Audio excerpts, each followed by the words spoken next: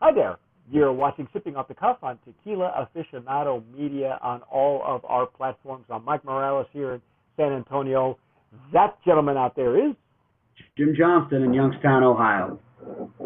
And Jim and I have been just pouring over Ryno, Don Ryno tequila. I believe it's Don Ryno is what they're going as. We have completely and thoroughly enjoyed all of their expressions. This one's very interesting. This one is their extra añejo, and I'm going to pour some. I'm going to be using a Glencairn for this one because I'm all out of jarritos, but Glencairn is as good. And wow, look at the color on this baby. Yeah. Can you see that? That this, of course, if you look at their packaging, it's a barrel. See, so they're kind of their packaging is an homage to the whole process. Jim and I are both using Glencairns. That is one gorgeous color. Look at that, like red highlights in it, and oh my gosh! Shout out to my friends in Dingle, Ireland. Hey. By the way, ever since you posted that piece on margaritas in Ireland, our hits from Ireland. Thank you, gentlemen, folks out there in Ireland.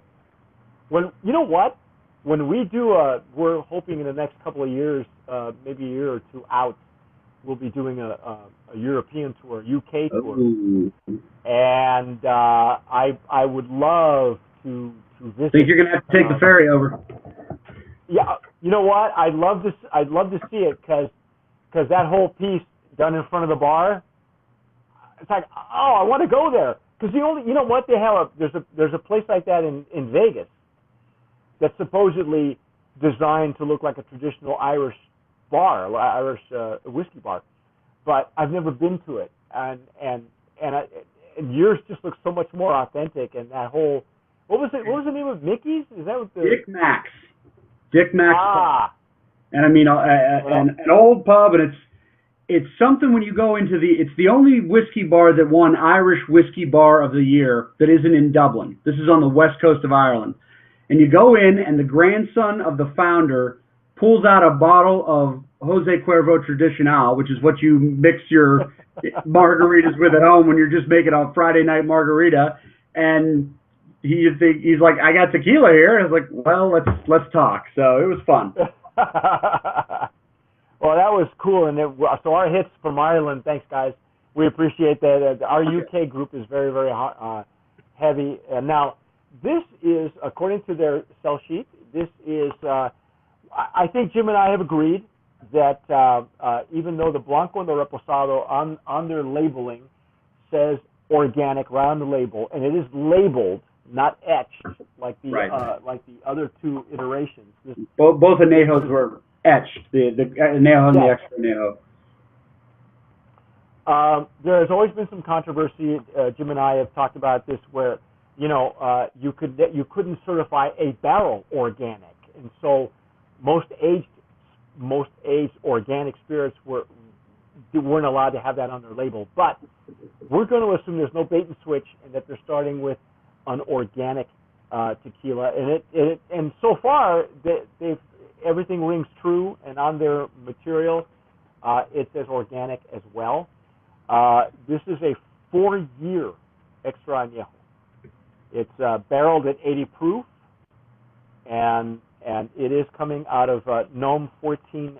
It's 1480. That's the Tequila Las Americas, and we've had several tequilas from there, including Four Copas, which also carries an añejo. We have not had an extra añejo from this distillery, however. So this is my first one, and so far I love that color, man. Yeah, that's a nice deep amber. Oh my. Oh my. So I put this up to my nose while you were talking about it, the coloring.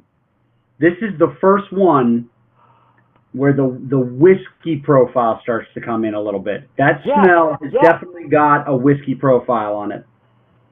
But it's right off the bat. It's right off the bat. It's right there, very close to your heart and your nose. I love it. But it's like you said, it's the first of the three iterations where you get that, or Yeah. at least the ones in the barrel.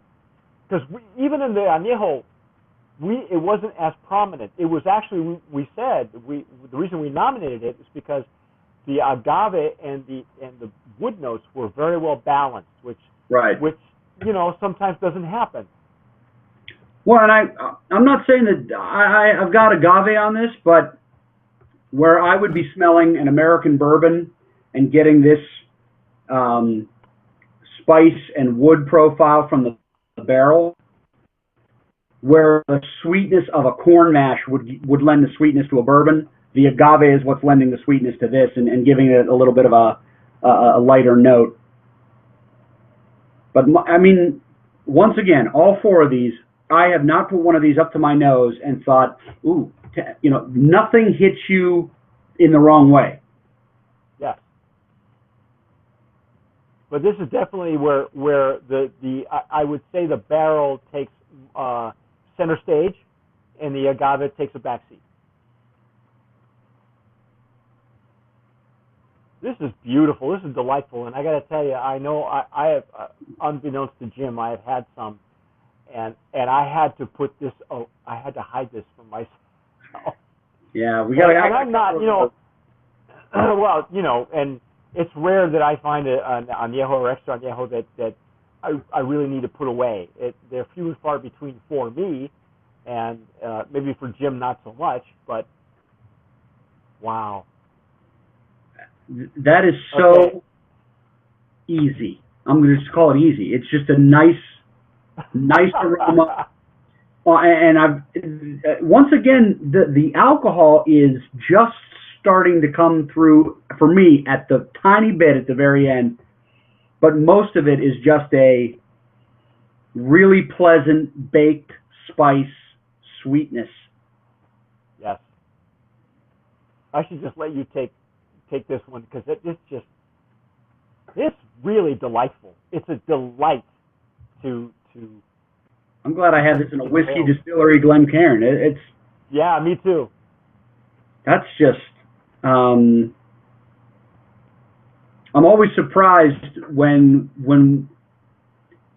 we get into the extra anejos, and you and I have had. This will be our second or third one at least, maybe three or four, but you always get a lot more of the character off of the barrel, and you always get a lot more of a deeper baked aroma in it. But this is like a sugar cookie. Yeah. It's like I lived in New Mexico. I lived in New Mexico for 14, 15, 16 years, and there's a sugar cookie that they only make at Christmas called a bizcochito, and the homemade ones are everybody looks for people who make them homemade, and that reminds me of a nice. It's like a great sugar cookie, a nice dessert cookie, and yeah.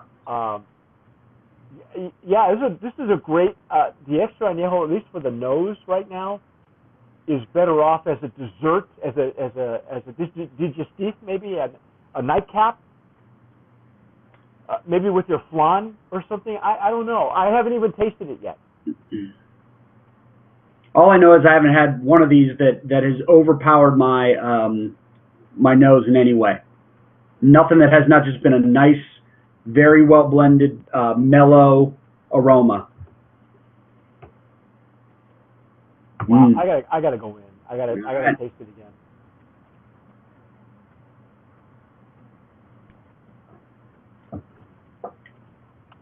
Oh wow.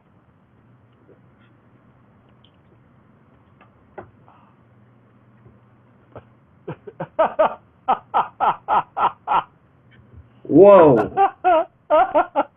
Whoa. Now, I don't know about you, but as I was ingesting it, and there was, Jim and I have a certain way of doing this when you do a tasting. Somewhere mid palate, I actually got agave, You know, where sometimes in mid palate you have taste of Blanco and it explodes in pepper. In this case, I got this, and at mid palate, I got an explosion of agave that quickly disappeared. Yeah. It was like mid palate, I got agave like we did in the Blanco. Yeah. Like a memory, like a. But it didn't follow you through there. Yeah, and then it just disappeared, as it should. You know, you got a 4-year-old extra añejo. It's going to be mostly barrel, but there was a hint of agave right where it needed to be, right in the center of the palate, is what I did, what I got. It's still tequila. Yeah. Don't forget me. Yeah, right. But for me, some warm vanilla a little bit up front, much more spice, but the deeply baked spice, and the sugar has now mellowed into like brown sugar. It has caramelized sweetness on this. Yes. Yeah, it's you know, it's not as sweet though as I thought it would be on the intake. You know, we've maybe yourself or myself and some of the other tasters have had extra añejos that were very sweet on the nose and maybe sweeter on the intake, or but the nose is sweeter than the intake. It is. For me. It is. And this is sipping like a whiskey. This is sipping like there's not a sweetness on it that makes it seem like a dessert spirit. We've had some extra añejos that get into the cognac brandy kind of universe. This is it's sipping like whiskey. Wow. And really good. Really good. Yeah, this is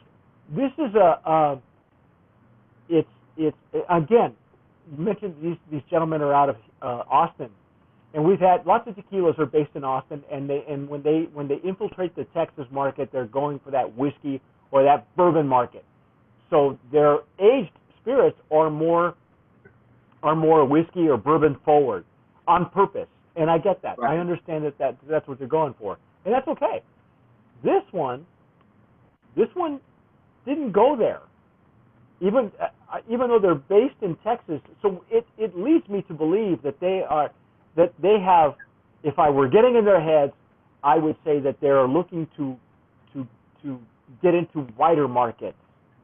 Well, it's like a whiskey, but like you said, that middle agave kick, it's tequila. It's there, but it's got the ease of sipping that sometimes you get an anejo, and when you smell it, you think, I'm going to put this in my mouth, and there's just going to be this bang, all kinds of flavors all over the place, and I'm going to get surprised by something.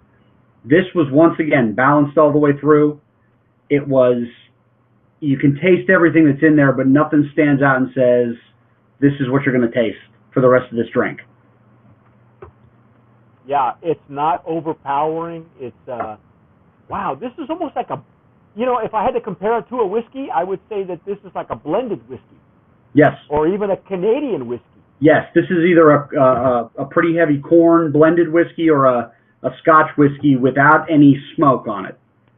Because there's nothing in this that doesn't say it's still got the agave, but it's got some sweetness on it, and it's got that baked mellow spice of a blended Scotch that is, this is so good.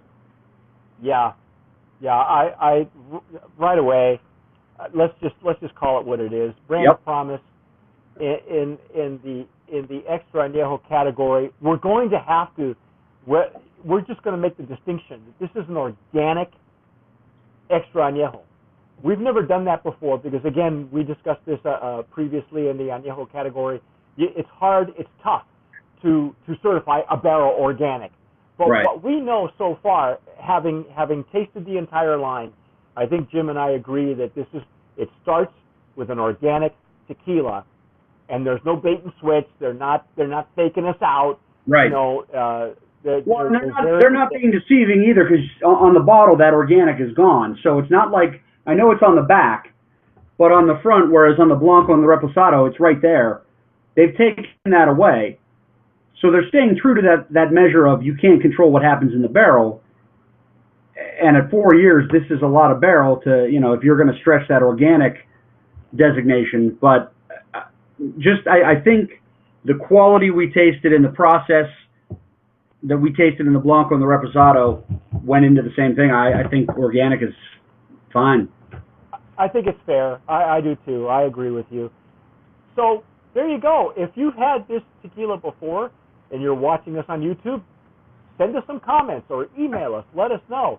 As you get, for those folks in Texas or in some of the other markets where this is available, I believe it's right now just in Texas and probably Illinois. I could be wrong. Let us know if you've had it before, you've taken it home with you, if you visited Texas and brought some Ryno tequila home with you. Let us know what you think. But that's our take, a Brand of Promise nominee in all 4 categories. You can't go wrong with this tequila.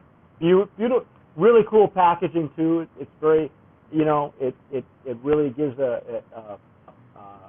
it's their homage to the process itself. What else can I say? That was our take on Ryno, Don Ryno Tequila. I'm Mike Morales here in San Antonio. That gentleman who's been with me the whole evening is Jim Johnston in Youngstown, Ohio. And Jim, thanks again for taking the time to taste these with me and giving me your honest opinion on those. And I'm glad that you finally had a chance to use the Glencairns or the Jarritos, the Stasso Jarritos, and we're going to do a lot more together. You and I are pretty much joined at the hip for the next few tastings. This is such a hard job too. I tell people I work so hard. It's such a hassle. Every time he turns around, something's being delivered. I don't. Right. And everybody's like, they come over to the house and they're like, "What is this?" I said, "Well, this is what I do." But that's our take on Don Ryno. You're watching us on Sipping Off the Cuff on all of our platforms. Don't forget to follow us on Facebook, Twitter, Instagram. Now we're available on your iTunes and iPod and all that. You can listen to us as well. But whatever you do, tomar sabiamente. Sip wisely. I'm Mike Morales. I'm CEO of Tequila Aficionado Media, and I just wanted to thank you for watching Sipping Off the Cuff. We love doing these reviews for you. Now, if you're an Agave Spirits brand owner and you're watching this, there are 3 things that I'd like to talk to you about. Number 1, if you'd like us to review your Agave Spirit on Sipping Off the Cuff, just send me an email, mike@tequilaaficionado.com. It won't cost you a dime, and I promise you'll get an honest review. Number 2, if your brand has been nominated, past or present, as a Brand of Promise, we can help you promote your brand effectively and affordably over on the tequila PR side of things. Just email me, mike@tequilapr.com. And number 3, if your brand has ever been a Brand of Promise nominee or a winner, you automatically qualify with us, or to go with us, on our next promotional tequila tour. So shoot me an email, tours@tequilaaficionado.com, and I'll send you all the details on our upcoming tequila tour. That's it. Thanks again for watching. Sip wisely.